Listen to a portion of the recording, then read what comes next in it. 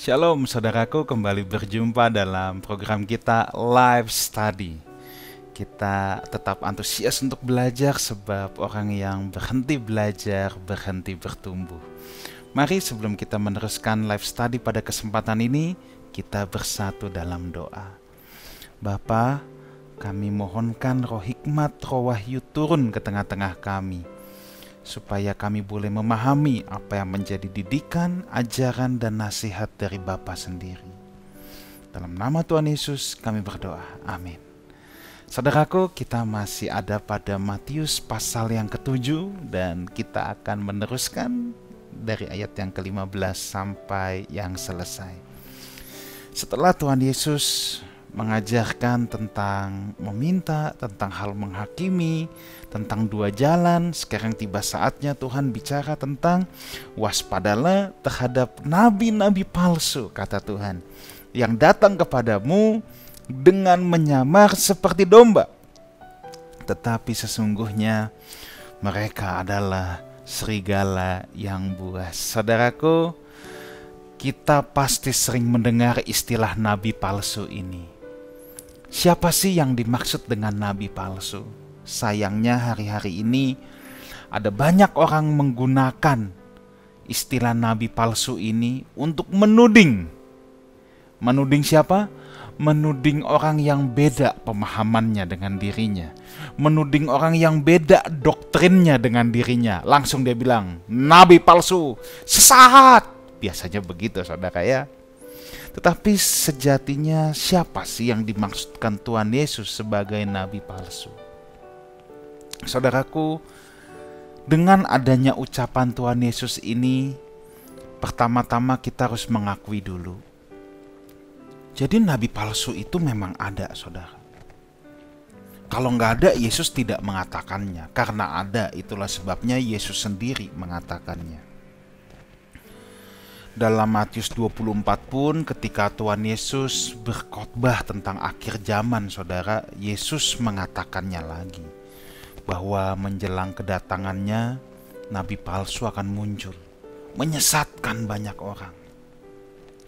Jadi memang adanya fakta nabi palsu yang ingin menyesatkan. Itu bukan isapan jempol. Siapa yang disesatkan? Itu kan pertanyaannya. Yang mau disesatkan pasti orang percaya.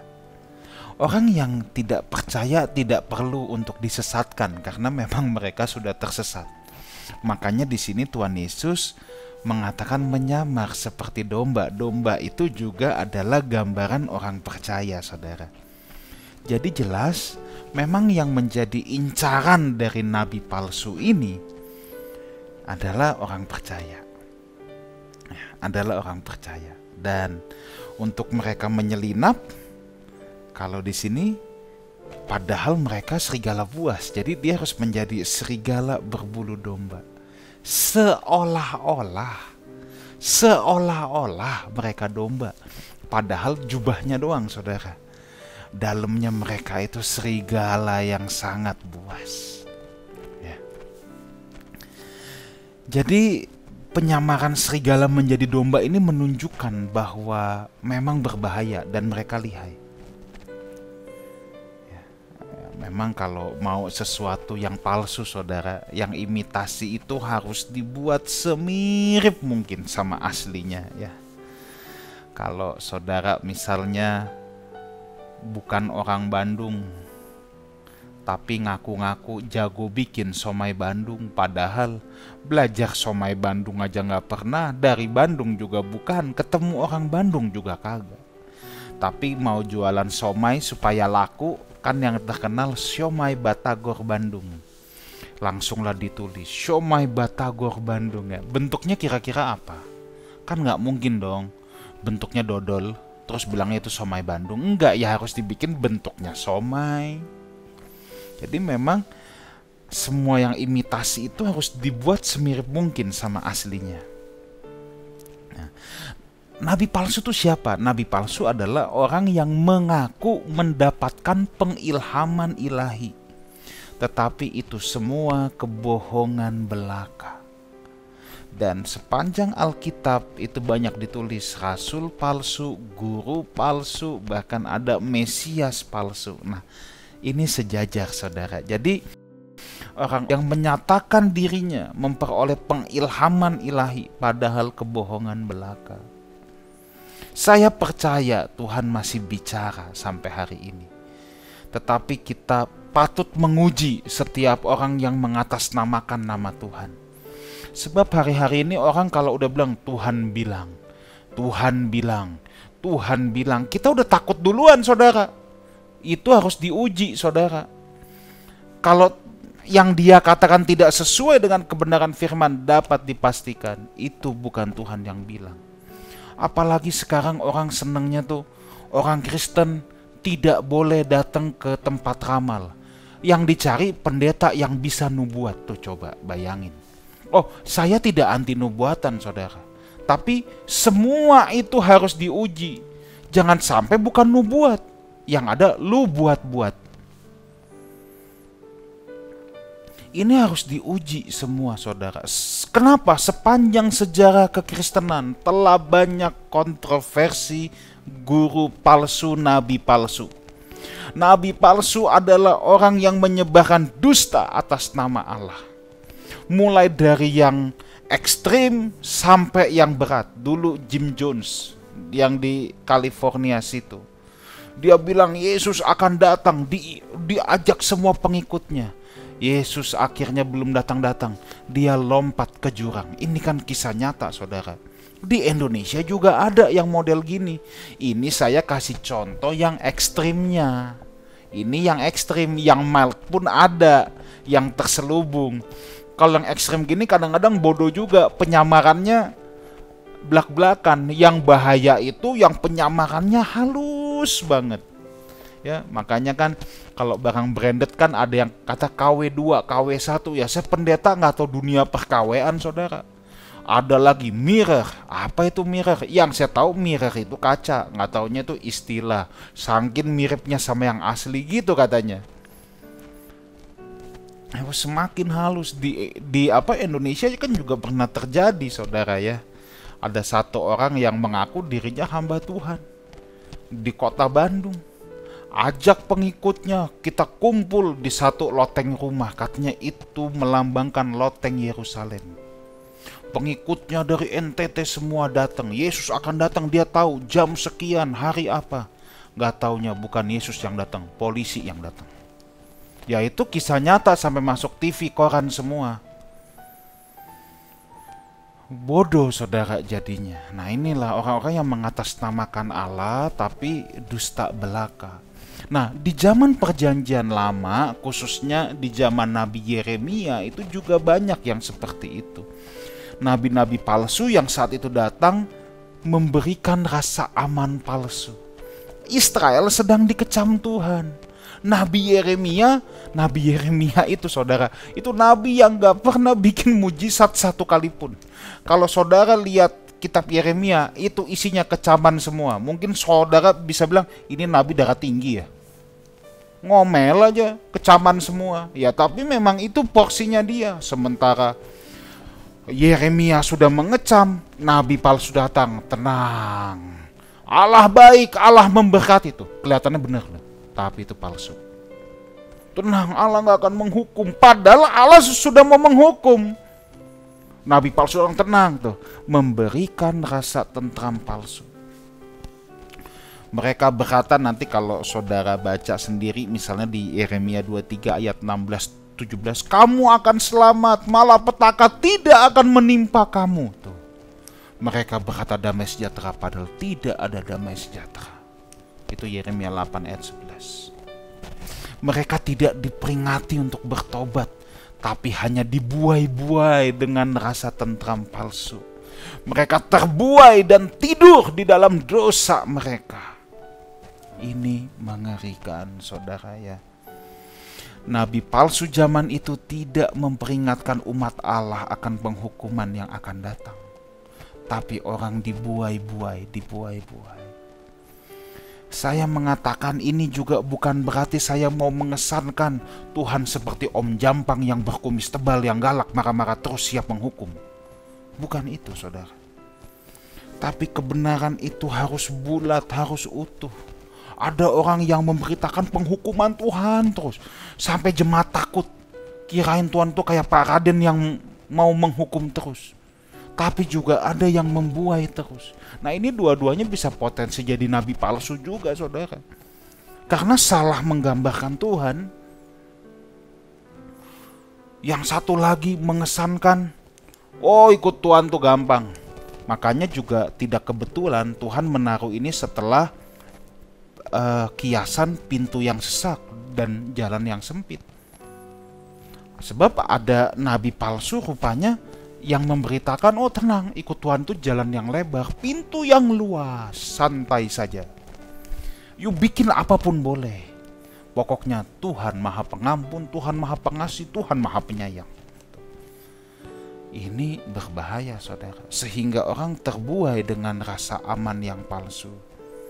Nabi-nabi palsu akan mengesankan jalan ke surga itu mudah. Dengan kata lain, jalan sempit itu sebenarnya lebih luas dari yang dikatakan Yesus. Kadangkala mereka juga menyatakan jalan yang lebar itu loh justru yang jalan menuju kepada Allah. Wah, ini lebih repot lagi, saudara. Saudara, nabi-nabi palsu memang tidak akan menyingkap jati diri yang sebenarnya. Nggak ada nabi palsu yang bawa gandolan gede, saya nabi palsu. Ya nggak ada lah. Siapa yang percaya? Masa maling tulis saya maling? Kan nggak begitu, saudara ya. Mereka juga akan mengaku bahwa mereka utusan Allah untuk memberitakan kebenaran, padahal mereka bukan utusan Allah.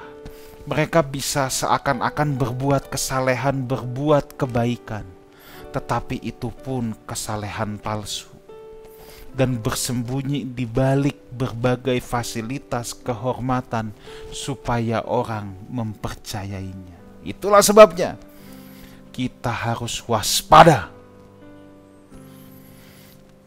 Itu adalah sebuah peringatan bagi kita, jemaat Tuhan dimanapun saudara berada, untuk menguji segala sesuatu. Termasuk saudara harus menguji apa yang saya katakan. Diuji dengan apa? Dengan firman Tuhan. Diuji dengan apa lagi? Tuhan kasih tahu caranya. Yesus berpindah dari metafora domba serigala, sekarang pohon dan buah. Dari buahnya lah, kata Tuhan, kamu akan mengenal mereka. Dapatkah orang memetik buah anggur dari semak duri, atau buah ara dari rumput duri? Demikianlah, setiap pohon yang baik menghasilkan buah yang baik, dan pohon yang tidak baik menghasilkan buah yang tidak baik. Gini saudara, pohon tidak dapat menyembunyikan dirinya dalam jangka waktu yang lama. Cepat atau lambat jati diri pohon itu akan terlihat. Dari mana? Dari buahnya. Kalau kita yang gak biasa di dunia agrokultural, saya itu kurang tahu mana pohon cabai, mana pohon jeruk, kan kita gak tahu saudara. Mana pohon mangga.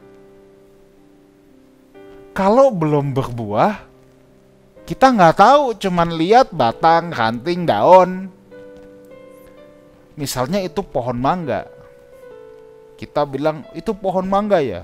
Terus misalnya si pohon bisa ngomong, enggak, saya pohon alpukat. Nggak bisa menyembunyikan diri dalam jangka waktu yang cukup lama. Cepat lambat ada buahnya. Gitu buahnya matang kita bisa lihat. Itu mangga, kelihatan kamu pohon mangga, kamu tuh bukan pohon alpukat, kamu pohon mangga ya. Nah jadi dari buahnya, dari buah pelayanannya, buah-buah orang di sekitar kita, kita akan mengenali. Orang benar akan dikelilingi orang benar ya. Saya mengerti bukannya berarti kalau gereja ada jemaat yang hidupnya berantakan itu pasti nabi palsu. Bukan itu saudara ya, jelas bukan itu. Yesus pun pernah ada Yudas, tapi Yudas pun nggak tahan lama-lama deket Yesus ya. Kalau orang datang ke gereja kan siapapun bisa datang Siapapun bisa datang. Gereja memang tempat orang berdosa yang mau diubahkan oleh Tuhan, bukan tempat orang benar. Tetapi maksud saya di sini adalah seseorang, siapapun dia, mau hamba Tuhan atau bukan, mau pendeta atau bukan. Kalau hamba Tuhan, kita semua hamba Tuhan anyway. Mau pendeta atau bukan, saudara ya. Saudara lihat siapa yang mengelilingi dia atau sahabat-sahabat terdekat dia. Orang bersih akan mau bermain sama orang bersih yang lain. Orang jujur akan mau bermain sama orang jujur yang lain. Orang yang kotor akan maunya mainnya sama orang kotor yang lain. Ini yang disebut dengan hukum daya tarik, seperti ada magnetnya. Orang bersih akan menarik orang bersih yang lainnya. Nah, tetapi saudara ya, buah pelayanan utusan Allah yang benar sedikitnya kita bisa jumpai dari 3 hal. 1. Mendorong orang untuk mengejar keserupaan dengan Kristus. Apakah karakter kita dibangun? Apakah tabiat-tabiat manusia lama kita dibunuh? Itu penting. Sebab utusan Allah akan mengarahkan kita mengejar keserupaan dengan Kristus. 2. Utusan Allah akan membuat kita memiliki fokus pada kekekalan. 70 tahun hidup di bumi ini adalah masa persiapan. Masa persiapan yang harus kita jalani sebaik-baiknya. Tetapi fokus hidup kita ada pada kekekalan. Orang yang berfokus pada kekekalan, maka nilai-nilai hidupnya, pertimbangan-pertimbangan hidupnya pun akan berdasarkan kekekalan. Yang dia lihat bukan manusia jasmani, tetapi manusia batiniahnya. Manusia batiniahnya pasti akan semakin kuat. Umur boleh tambah, jalan jadi jompo, jalan jadi membungkuk, tetapi manusia rohaninya harus bertambah kuat dari hari ke hari, saudaraku. Jadi fokusnya pada kekekalan. Orang yang berfokus pada kekekalan tidak mungkin hanyut dalam percintaan dengan dunia. Orang yang fokus pada kekekalan akan menyadari dunia ini bukan rumah permanennya. Dunia ini sementara. Ya, kita hidup 70-80 tahun kata Alkitab, itu pun gak ada MOU. Tapi hal yang ketiga, saudara, yes, ini sementara, tetapi selama dia hidup di bumi ini, dia jalani dengan tanggung jawab sebagai duta besar kerajaan Allah. Ada banyak orang teriak-teriak, saya mau mati, cepetan ketemu Tuhan. Kesannya heroik kan? Belum tentu. Paulus berkata, mati keuntungan, hidup adalah berbuah untuk Kristus. Sudah berbuah belum? Kalau belum berbuah, jangan menghayal mau cepat-cepat mati. Banyak orang yang menjadikan sorga sebagai tempat pelarian dari tanggung jawab kehidupan. Dia gagal hidup, dia cari sorga jadi tempat pelarian. Sorry, sorga juga tidak terima orang-orang pengecut yang tidak bisa bertanggung jawab hidup di bumi ini, lalu hanya sebagai escape route atau tempat pelarian. Agama manapun mengajarkan gitu. Kekristenan tidak. Kita ditempatkan di bumi sebagai duta besar kerajaan Allah. Kita punya kewajiban, punya tanggung jawab untuk menyebarkan value-value, nilai-nilai kebenaran Kristus. Nah, menguji buah itu memang butuh waktu yang lama, saudara ya. Tapi setidaknya kita bisa mendeteksi dini dari 3 hal yang tadi saya sudah katakan untuk menguji, saudara ya. Tetapi perlu ditekankan di sini, Tuhan Yesus mengajarkan ini supaya kita waspada, bukan kita jadi pemburu pemurtad atau pemburu nabi palsu. Kita jadi nilain semua orang, ini nabi palsu, ini bukan, ini nabi palsu, ini bukan itu tujuan Tuhan Yesus ya. Oke, jangan sampai kita jatuh kepada hal menghakimi. Nah, lalu di sini yang menarik adalah Tuhan bilang gini, bukan setiap orang yang berseru kepadaku Tuhan, Tuhan akan masuk ke dalam kerajaan sorga, melainkan dia yang melakukan kehendak Bapakku di sorga. Sebab pada hari terakhir akan ada banyak orang yang berseru-seru, Tuhan, Tuhan, bukankah kami sudah bernubuat demi namamu dan mengusir setan demi namamu, bahkan mengadakan mujizat juga. Saudara, ini yang Ayat-ayat ini ayat-ayat yang paling menggetarkan, saudara. Ayat 23, pada waktu itulah aku berterus terang kepada mereka dan berkata, aku tidak pernah kenal kamu, enyahlah daripadaku, kamu sekalian pembuat kejahatan. Saudaraku, Tuhan berkata bukan orang yang berseru Tuhan, Tuhan. Sekarang orang bisa berseru Tuhan, Tuhan, nyanyi paling jago ya. Kalau nyanyi di gereja, waduh, itu bukan keluar air mata lagi. Dari semua lubang yang ada keluar cairan juga bisa. Tapi bukan itu yang Tuhan mau. Yang akan masuk dalam kerajaan sorga, saudaraku, adalah orang yang melakukan kehendak Bapa di sorga. Bukan yang teriak, sorakan nama Yesus, Yesus. Enggak, bukannya salah kalau WL mau bilang begitu. Tapi saya harus tekankan, saudara bisa teriak nama Yesus sampai suara serak hilang sekalian. Itu enggak jaminan, asli bukan jaminan. Ini yang kedua-dua ayatnya lebih serem lagi. Bukankah kami bernubuat, usir setan, mujizat? Wah, ini sudah pasti pelayan Tuhan. Kalau pakai bahasa sekarang pendeta, jangankan bisa 3 hal, bisa 1 hal aja dia pasti diburu. Kalau ada 1 orang nih, bisa punya karunia kesembuhan yang kuat aja terus, dia pasti diburu. Jangan dibalik loh, jangan dipelintih omongan saya. Jangan bilang orang yang bisa bernubuat, usir setan dan bikin mujizat itu nabi palsu. Saya nggak bilang gitu loh. Tapi di sini Tuhan menunjukkan bahwa karunia tidak bisa dijadikan sebuah parameter apakah seseorang berkenan di hadapan Tuhan atau tidak. Repotnya di sini. Pada waktu itu, aku akan berterus terang kepada mereka dan berkata, I never knew you. Aku tidak pernah kenal kamu. Repotnya sama Tuhan, saudara. Tuhan itu pada waktu itu. Maksudnya apa? Hitungan belakangan. Ini repotnya urusan sama Tuhan. Ini asli, ini repotnya urusan sama Tuhan. Seakan-akan orang menganiaya kebenaran, orang menghina Tuhan Yesus, orang hidup semaunya, tetap besok pagi bisa nyantai, bisa ngopi, bisa makan mie instan hangat-hangat, tetap bisa enak semuanya, seakan tidak pernah terjadi apa-apa.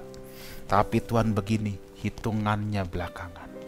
Makanya saudara, dimanapun saudara berada, kalau saudara masih melalui proses didikan Tuhan, berbahagialah, sebab saudara anak.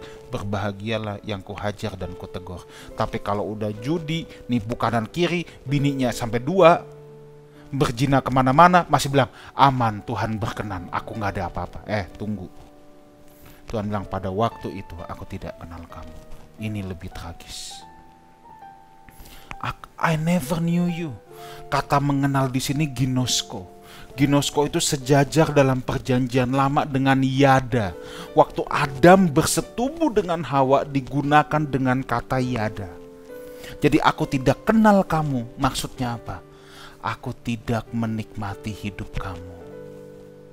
Kalau kita balik ke ayat 22, tapi aku udah pelayanan Tuhan. Aku udah usir setan, bikin mujizat, aku udah nubuat. Aku tidak menikmati pelayanan kamu. Sebagai pemberita Injil, pelayan kebenaran, jujur, ini hal yang paling saya takutkan. Jangan sampai hidup saya tidak bisa dinikmati Tuhan. Jangan sampai pelayanan saya tidak bisa dinikmati Tuhan. Mungkin saya bilang, Tuhan, tapi aku khotbah di live study tiap minggu. Wah, kalau Tuhan bilang, tapi aku tidak menikmatinya, selesai saya. Asli selesai. Ini yang menggetarkan, saudara. Yuk kita hidup benar di hadapan Tuhan. Yang paling penting hidup kita bisa dinikmati Tuhan. Baru pelayanan kita, bisnis kita, semuanya bisa dinikmati Tuhan. Untuk itu, ayat 24-27 dengan cepat saja Tuhan mengumpamakan ada orang bijaksana dan bodoh. Satu mendirikan rumah di atas pasir, satu di atas batu. Bijaksana dan bodoh bukan persoalan IQ-nya tinggi atau pendek, sekolah tinggi atau tidak sekolah. Bijaksana dan bodoh menurut Alkitab adalah apa yang menjadi fondasi hidup dia. Kalau fondasi hidup dia dalam kebenaran firman Tuhan, taat melakukannya. Lihat ayat yang ke-26. Setiap orang yang mendengar perkataanku dan tidak melakukannya, dia bodoh. Dengan kata lain, yang bijaksana adalah yang mendengar dan melakukan. Bukan soal tahu banyak, tetapi melakukan. Kenapa? Sebab nanti akan ada tantangan itu bisa datang dalam hidup kita ya. Turun hujan, banjir, angin. Hujan bicara tantangan dari atas, banjir dari bawah, angin dari samping. Tantangan bisa datang ke dalam hidup kita dari berbagai arah. Tapi berbahagialah orang yang hidup mendirikan fondasi hidupnya di atas melakukan kebenaran firman Tuhan. Jangan senang hanya cukup tahu banyak. Saudara boleh sekolah Alkitab sekalipun sampai gelar S3, doktor, kabulator, kotor, motor semua. Tapi kalau saudara tidak melakukan, percuma. Lebih baik tahu 5, melakukan 5. Tahu 5 sebisa mungkin 4,5 melakukan, daripada tahu 10 melakukan cuma 5. Itu bahaya. Saya tidak mengecilkan sekolah Alkitab. Saya pun sekolah sampai jenjang yang tertinggi. Tapi itu bukan jaminan saya bisa dikenal Tuhan. Saya hanya bisa dikenal Tuhan kalau Tuhan bisa menikmati hidup dan pelayanan saya yang saya bangun di atas dasar melakukan kebenaran firman Tuhan. Tuhan memberkati kita semua. Mari kita bersatu dalam doa. Bapa dalam sorga, terima kasih untuk waktu-waktu yang indah ini. Torehkan setiap kebenaran ini dalam hati anak-anak-Mu. Dalam nama Tuhan Yesus kami berdoa dan mengucap syukur. Amin. Sampai jumpa dalam program live study berikutnya. Tuhan menyertai kita semua. Haleluya.